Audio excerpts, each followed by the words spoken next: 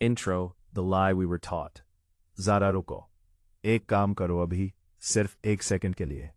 अपनी आंखें बंद करो और सोचो, लास्ट 1 साल में आपने कितनी मेहनत की है, कितनी रातें जागी हैं, कितने संडेज काम किए हैं, कितनी बार बस थोड़ा और कहा है खुद से, कितनी बार सैक्रिफाइस की है, फैमिली टाइम, दोस्त, हेल्थ, नींद, सिर्फ इस एक उम्मीद में कि मेहनत रंग लाएगी।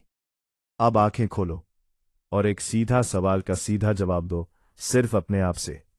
क्या आपको वो मिल गया जो आप डिजर्व करते थे? अगर आंसर हाँ है तो कंग्रेचुलेशंस, आप लकी है, जेन्युइनली।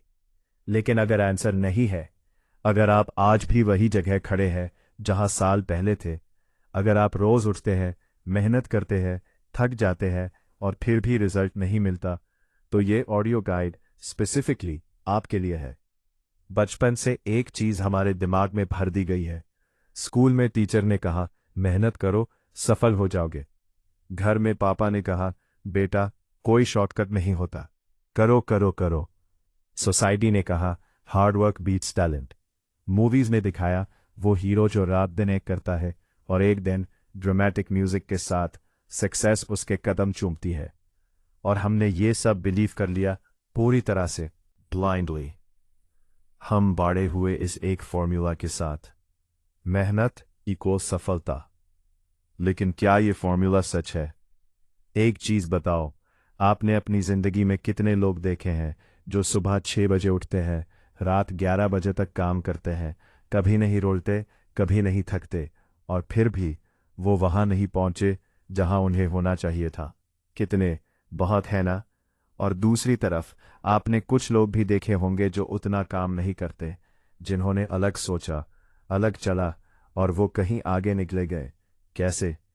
आज इस आधे घंटे में हम इस सवाल का जवाब ढूंढेंगे और मैं आपको वो सच बताऊंगा जो शायद कोई नहीं बताता, जो अनकंफर्टेबल है, जो मिथ को तोड़ता है, लेकिन जो अल्टीमेटली आपको वो डायरेक्शन देगा जो सिर्फ मेहनत नहीं दे सकती। एक्ट 1, हार्ड वर्क का मिथ। वो सच जिसे हम सच मान बैठते हैं। पहले एक बात क्रिस्टल क्लियर कर लेते हैं। मैं ये नहीं कह रहा कि मेहनत मत करो। मैं ये बिल्कुल नहीं कह रहा कि लेजी रहो या शॉर्टकट्स लो या किसी चीज का इंतजार करो बिना किए। मेहनत एब्सोल्युटली जरूरी है। वो फाउंडेशन है, वो बेस है, उसके बिना कुछ नहीं बनता।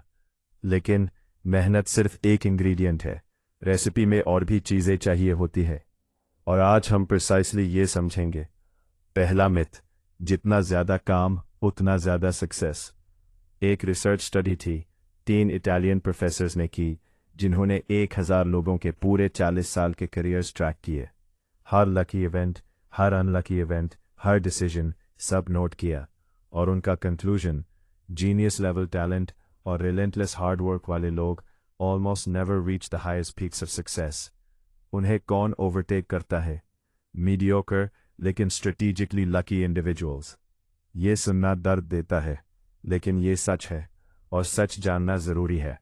दूसरा मिथ, मेहनत कभी बेकार नहीं जाती। हार्वर्ड रिसर्चर्स कहते हैं, हार्ड वर्क तब रिजल्ट्स देता है जब स्ट्रेटेजिक एफर्ट के साथ अलाइन हो। अकेली मेहनत रॉन्ग डायरेक्शन में एक और नाम से जानी जाती है, वेस्टेड एफर्ट। एक आदमी जो एक चंद घंटे में पहुंचने की कोशिश कर रहा है एक सीधी नाव से, वो कितनी भी मेहनत करे चांद तक नहीं पहुंचेगा। प्रॉब्लम डायरेक्शन की है, व्हीकल की है, अप्रोच की है, मेहनत की नहीं। तीसरा मिथ, जो फेल हुए उन्होंने मेहनत नहीं की। यह सबसे क्रूल मिथ है, क्योंकि ये इम्प्लिसिटली कहता है अगर तुम फेल हो तो तुम्हारी गलती है, तुमने कोशिश नहीं की। लेकिन रियलिटी, इंडिया में आज 83% आईटी प्रोफेशनल्स बर्नआउट फील करते हैं। ये वो लोग हैं जो 70+ घंटे वीकली काम करते हैं। ये लोग लेजी नहीं है, ये लोग शायद इस प्लैनेट पर सबसे ज्यादा मेहनत करने वालों में से हैं। और फिर भी उनका रिजल्ट, बर्नआउट, एंग्जाइटी। एक गैलप स्टडी कहती है सिर्फ 14% इंडियन एम्प्लॉयज फील करते हैं कि वो थ्राइव कर रहे हैं। 14%। तो क्या बाकी 86% लोग मेहनत नहीं करते, या मेहनत का फॉर्मूला ही इनकम्प्लीट है? आज मैं आपको 6 ट्रूथ्स बताऊंगा। 6 वो चीज़ें जो हार्डवर्क से ज़्यादा मैटर करती हैं, जो हार्डवर्क के साथ मिलकर एक्चुअली सक्सेस क्रिएट करती हैं। इन्हें मैं द 6 हिडन इंग्रेडिएंट्स कहता हूं। शुरू करते हैं पहले से। Act 2, The 6 Hidden Truths. Truth 1, Smart work, better hard work. सही तरीके से करो, सिर्फ करो नहीं। एक सीन इमेजिन करो। 2 स्टूडेंट्स हैं, अर्जुन और प्रिया। दोनों एक ही एग्जाम दे रहे हैं। 3 महीने बाद अर्जुन रोज 10 घंटे पढ़ता है, हर सब्जेक्ट, हर चैप्टर, पूरी book, no breaks, pure dedication. Priya सिर्फ 5 घंटे पढ़ती है, लेकिन वो पहले 20 साल के प्रीवियस पेपर्स देखती है, पैटर्न एनालाइज करती है, हाई वेटेज टॉपिक्स आइडेंटिफाई करती है, वीक एरियाज पे फोकस करती है, स्मार्ट नोट्स बनाती है, मॉक टेस्ट्स देती है। एग्जाम रिजल्ट, प्रिया क्लियर किया, टॉप रैंक के साथ। अर्जुन जस्ट मिस्ड, फिर अटेम्प्ट देगा। क्या अर्जुन ने मेहनत नहीं की? उसने प्रिया से डबल मेहनत की, लेकिन उसने स्मार्ट वर्क नहीं किया। ये सिर्फ एक कहानी नहीं है, ये एक यूनिवर्सल पैटर्न है। हार्वर्ड रिसर्च क्लियरली कहती है, strategic effort, the ability to work both hard and smart, outweighs sheer hours of work. Smart work का मतलब क्या होता है? पहला 80-20 रूल को समझो। इसे पैरेटो प्रिंसिपल भी कहते हैं। ये कहता है, आपके 20% एफर्ट्स 80% रिजल्ट्स क्रिएट करते हैं, और आपके बाकी 80% एफर्ट्स सिर्फ 20% रिजल्ट्स। तो सवाल ये है, क्या आप अपना मैक्सिमम टाइम उस 20% पे लगा रहे हैं, या आप वो 80% काम कर रहे हैं जो सिर्फ 20% रिजल्ट्स दे रहा है और बिजी फील कराता है, लेकिन प्रोडक्टिव नहीं? दूसरा, deep work versus shallow work. Author Cal Newport ने यह कॉन्सेप्ट दिया। डीप वर्क मतलब फोकस्ड, अनइंटरप्टेड, कॉग्निटिवली डिमांडिंग काम, वो काम जो एक्चुअली वैल्यू क्रिएट करता है। शैलो वर्क मतलब emails, meetings, notifications, admin tasks, वो सब जो बिजी फील कराता है लेकिन रिजल्ट्स प्रोड्यूस नहीं करता।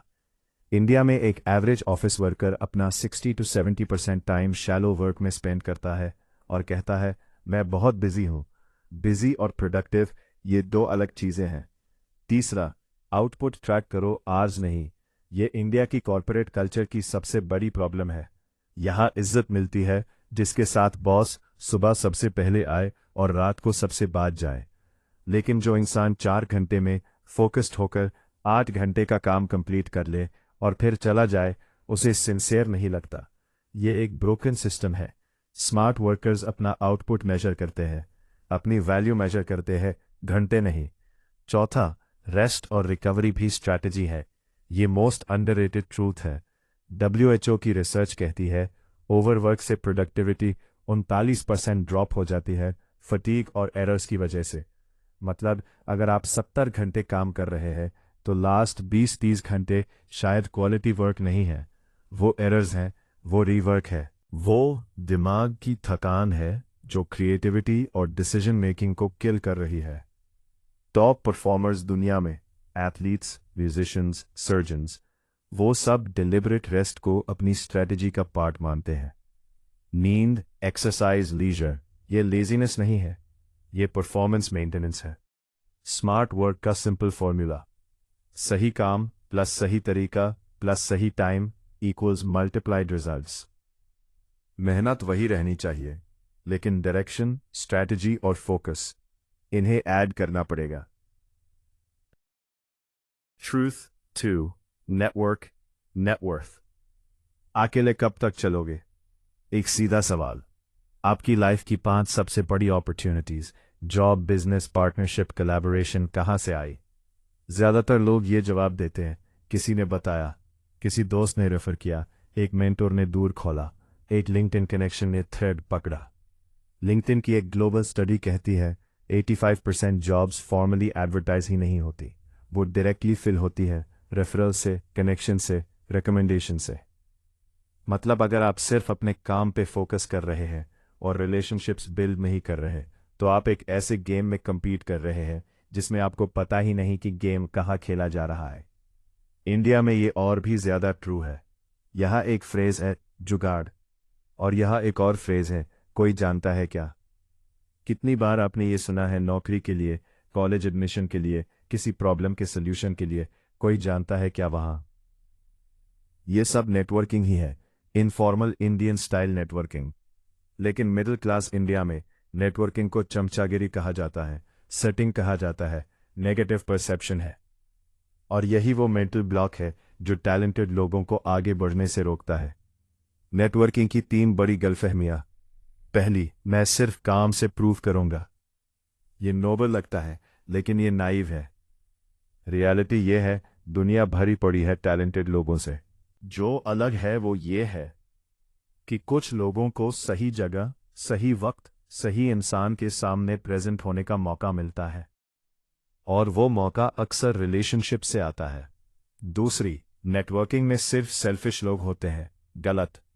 रियल नेटवर्किंग एक जेन्युइन गिव एंड टेक है। आप किसी की मदद करते हो, वो आपकी, दोनों ग्रो करते हैं। एक दोनों के लिए ऑनेस्ट रिलेशनशिप, यही रियल नेटवर्किंग है। ये ट्रांजैक्शन नहीं, ये इन्वेस्टमेंट है। तीसरी, मैं इंट्रोवर्ट हूं, नेटवर्किंग मेरे लिए नहीं।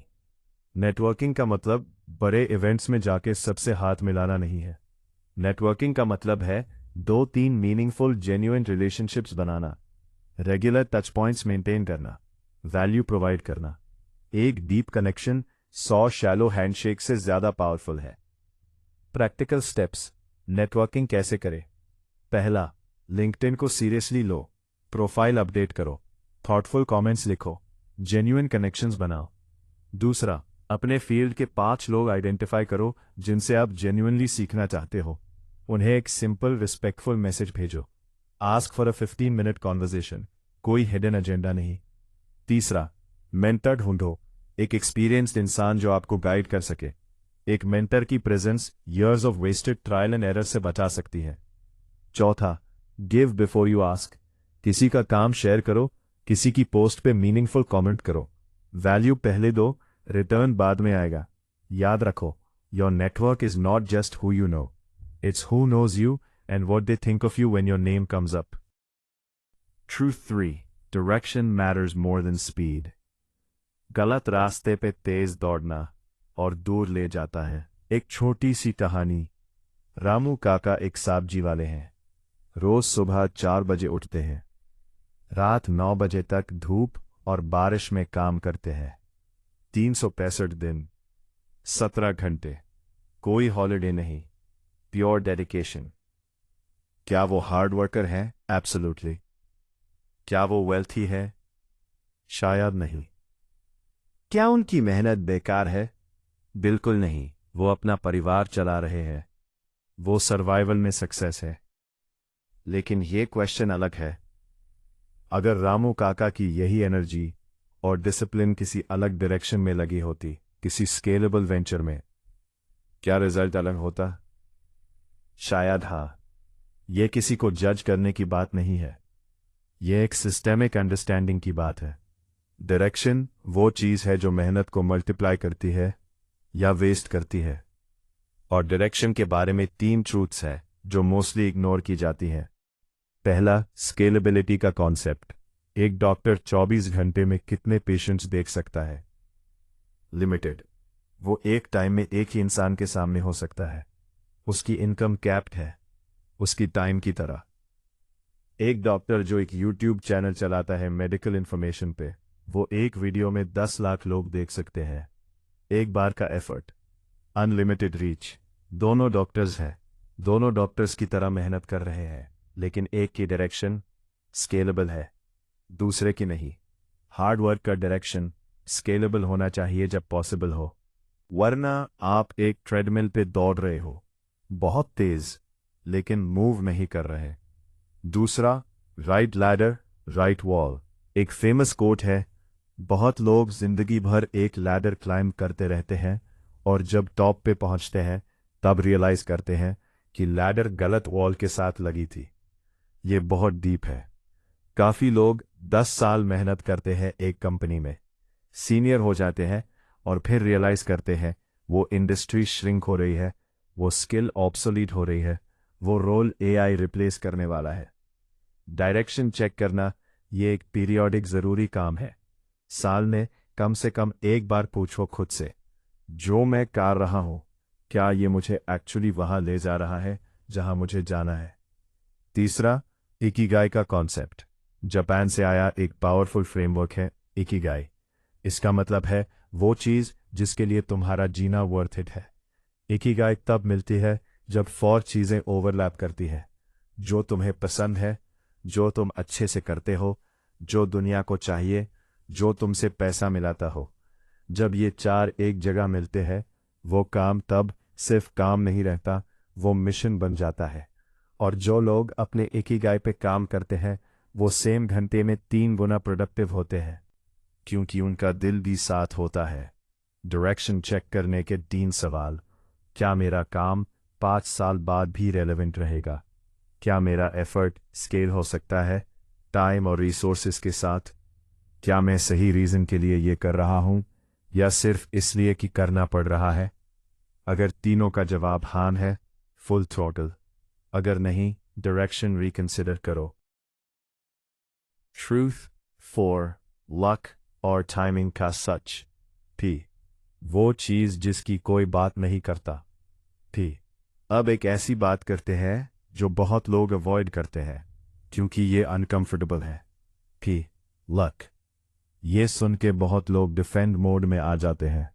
मैं लक पे बिलीव नहीं करता, मैं अपनी मेहनत पे बिलीव करता हूँ और मैं रिस्पेक्ट करता हूँ उस सेंटिमेंट को जेन्युइनली। लेकिन सिर्फ 1 सेकंड के लिए फैक्ट सुनने का धैर्य रखो। वॉरेन बफेट, दुनिया के सबसे सक्सेसफुल इन्वेस्टर्स में से एक, ने खुद कहा है कि उन्होंने ओवेरियन लॉटरी जीती। मतलब उन्हें किस्मत से एक ऐसी फैमिली में, ऐसी कंट्री में, ऐसी एरा में पैदा होने का मौका मिला जहां उनका specific talent stock market analysis बहुत वैल्यूबल था। वही टैलेंट अगर वो 1700s में फार्मर्स की फैमिली में पैदा होते तो वो सिर्फ एक ब्रिलियंट लेकिन एवरेज फार्मर होते। गूगल के फाउंडर्स सर्जे ब्रिन और लैरी पेज ने अपनी कंपनी 1990s में $1 मिलियन में सेल करने की कोशिश की थी excite.com को। डील फॉल थ्रू हो गई, लकी ब्रेक। वही गूगल आज 2 ट्रिलियन की कंपनी है। सचिन तेंदुलकर फास्ट बॉलर बनना चाहते थे। एक चांस मीटिंग में डेनिस लिली ने बताया बैटिंग में फ्यूचर है। सचिन ने माना, बाकी हिस्ट्री है। क्या ये लोग मेहनत करते थे? एब्सोल्युटली। लेकिन क्या लक ने भी रोल प्ले किया? एब्सोल्युटली। और यहाँ रिसर्च भी एग्री करती है। साइंटिफिक अमेरिकन मैन पब्लिश एक स्टडी कहती है सक्सेस में बहुत सारे वेरिएबल्स हैं जो completely out of our control हैं। Where we were born, the era we were born in, who we encountered at key moments. तो अब सवाल ये है, अगर लक का रोल है तो क्या हम हेल्पलेस हैं? बिल्कुल नहीं। लक को यू क्रिएट नहीं कर सकते, लेकिन आप लक के लिए प्रिपेयर कर सकते हो। और आप अपनी सरफेस एरिया इंक्रीज कर सकते हो जहां लक लग सके।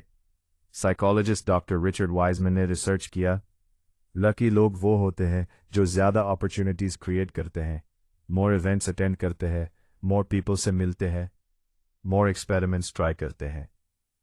उन्हें ज़्यादा लक नहीं मिलती, उन्हें ज़्यादा चांसेस मिलते हैं क्योंकि वो ज़्यादा डोर्स पे नॉक करते हैं।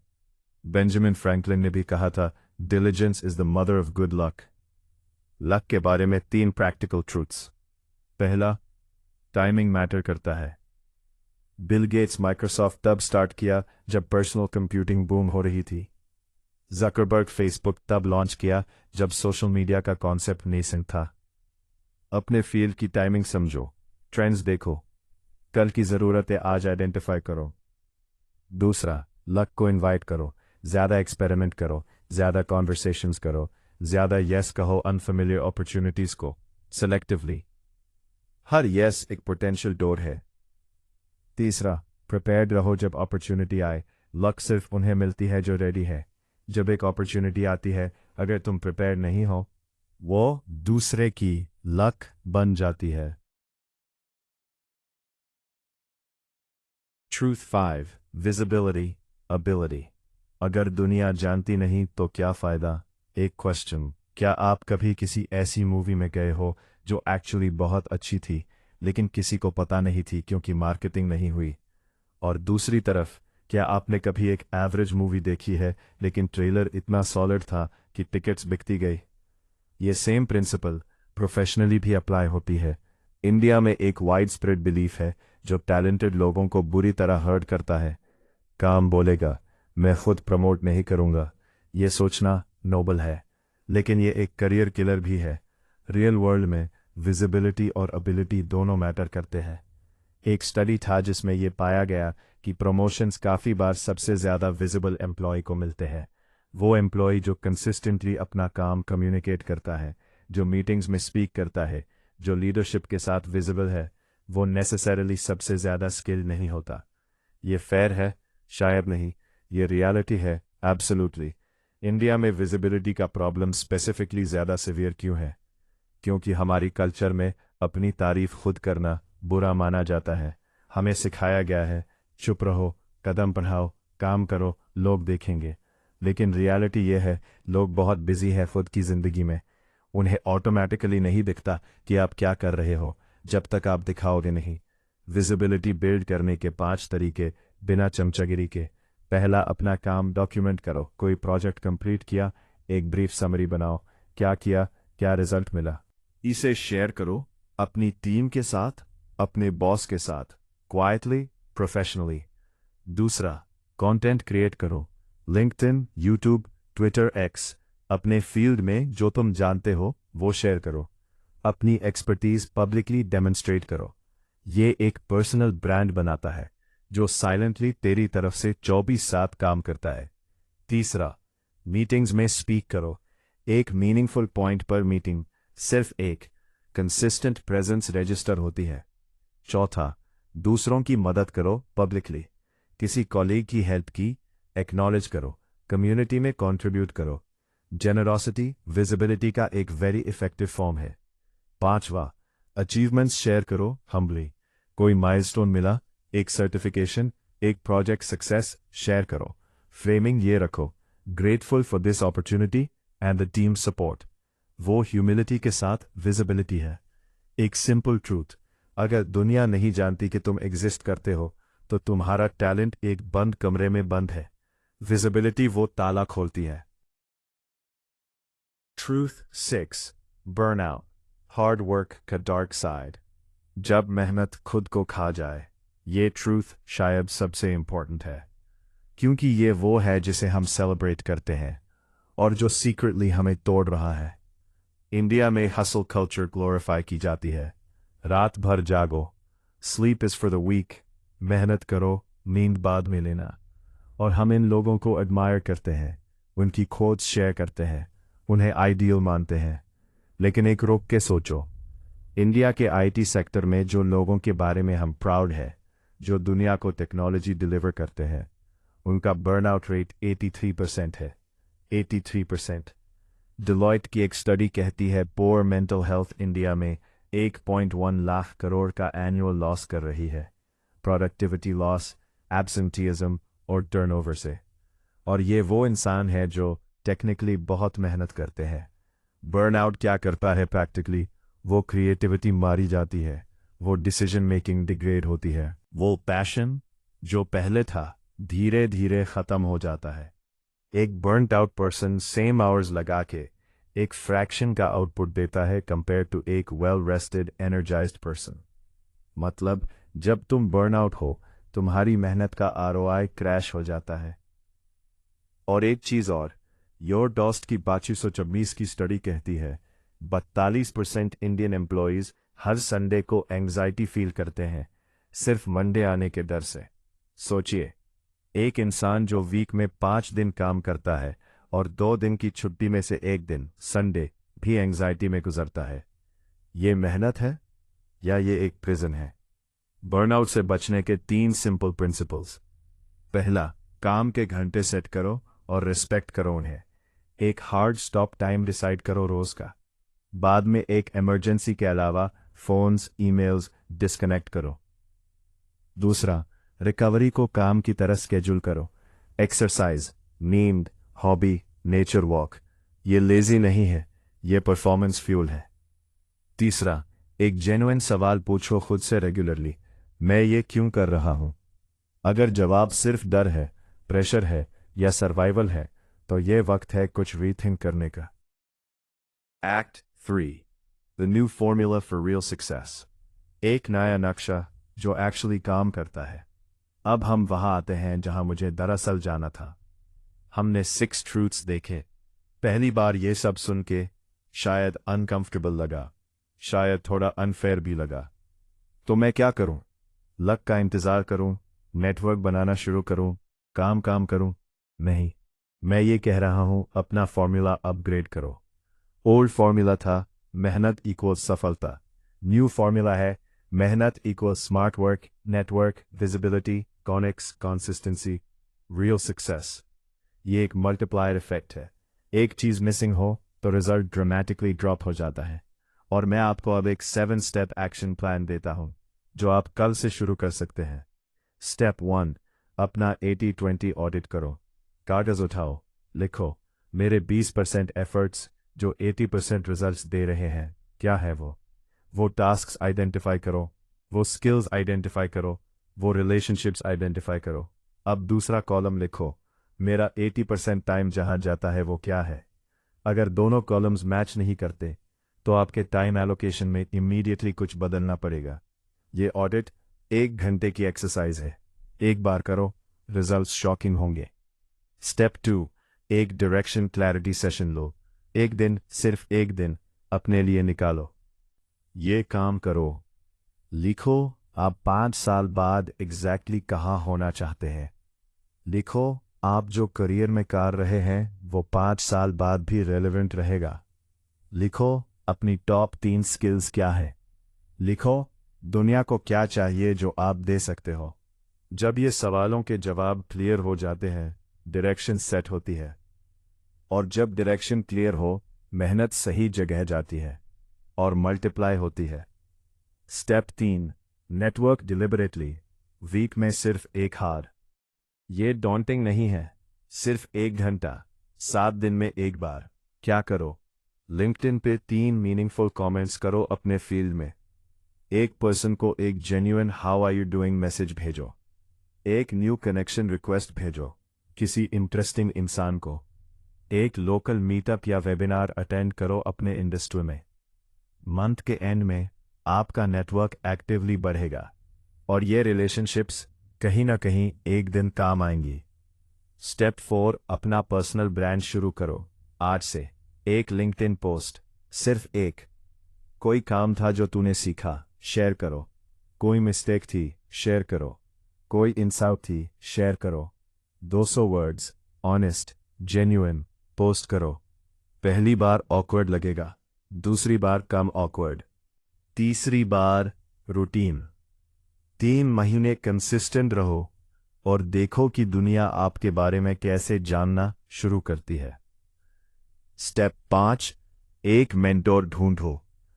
ये single step years of mistakes save कर सकता है। अपने फील्ड में एक इंसान आइडेंटिफाई करो जिसे आप जेन्युइनली रिस्पेक्ट करते हो।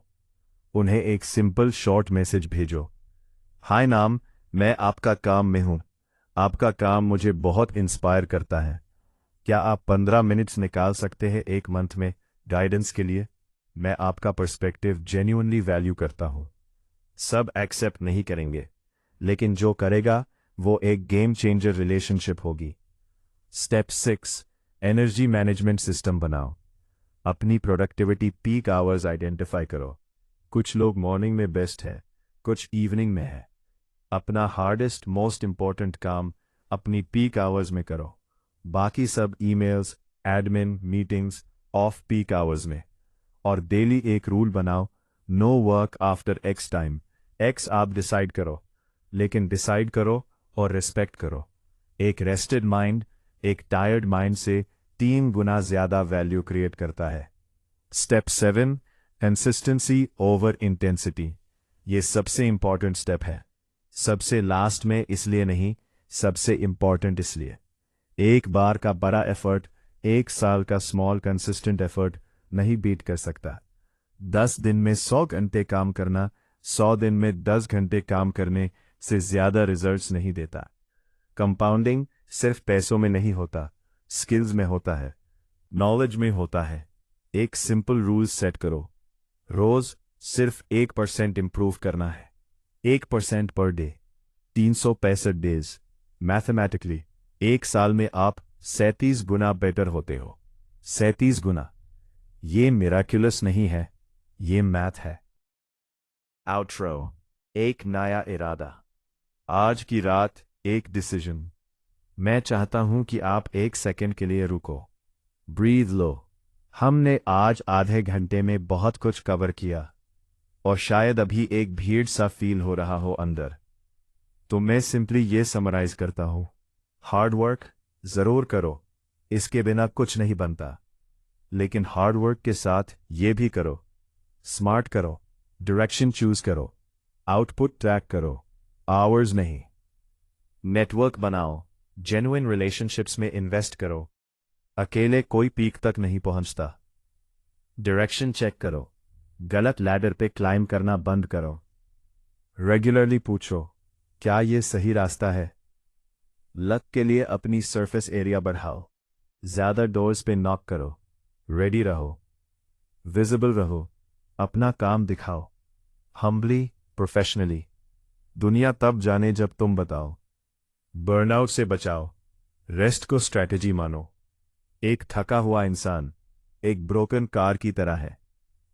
और एक आखिरी बात जो मैं दिल से कहना चाहता हूं, अगर आपने आज तक सिर्फ मेहनत के भरोसे छोड़ा सब कुछ और रिजल्ट्स नहीं मिले, तो प्लीज खुद को मत कोसना। सिस्टम ने एक इनकम्प्लीट फॉर्मूला दिया था, और आपने वही किया जो आपको सिखाया गया था। लेकिन अब आप जानते हो, फॉर्मूला अलग है, कंप्लीट फॉर्मूला। अब आप इन्फॉर्म्ड हैं, अब आप बेटर डिसीजंस ले सकते हो। वो लोग जो सच में एक दिन ब्रेक फ्री करते हैं, वो नहीं होते जिनके पास सबसे ज्यादा टैलेंट था, या सबसे ज्यादा रिसोर्सेज, या सबसे ज्यादा लक। वो लोग होते हैं जिन्होंने एक दिन डिसाइड किया, मैं बस मेहनत नहीं करूंगा, मैं सही तरीके से मेहनत करूंगा। और फिर एक स्टेप, एक दिन, एक चॉइस, एक कनेक्शन, एक बेटर डिसीजन। आज रात जब ये ऑडियो खत्म हो, सिर्फ एक काम करो, एक कागज उठाओ, लिखो, वो एक चीज जो मैं कल से अलग करूंगा। सिर्फ एक। पूरा प्लान नहीं चाहिए, परफेक्ट क्लैरिटी नहीं चाहिए, सिर्फ एक स्टेप, कल का, सीधा। क्योंकि जिंदगी की सबसे बड़ी जर्नीज सिर्फ एक स्टेप से शुरू होती है, और वो स्टेप आज तुमने ले लिया। शुक्रिया इस आधे घंटे के लिए। अपना ख्याल रखना, और याद रखना, सक्सेस सिर्फ मेहनत का प्राइज नहीं है। सक्सेस एक सिस्टम है जिसमें मेहनत एक जरूरी लेकिन अकेला पीस है। अगर आपको हमारी मेहनत अच्छी लगी हो तो वीडियो को लाइक और चैनल को सब्सक्राइब करें, और अपने सुझाव कमेंट सेक्शन में साझा करें। धन्यवाद।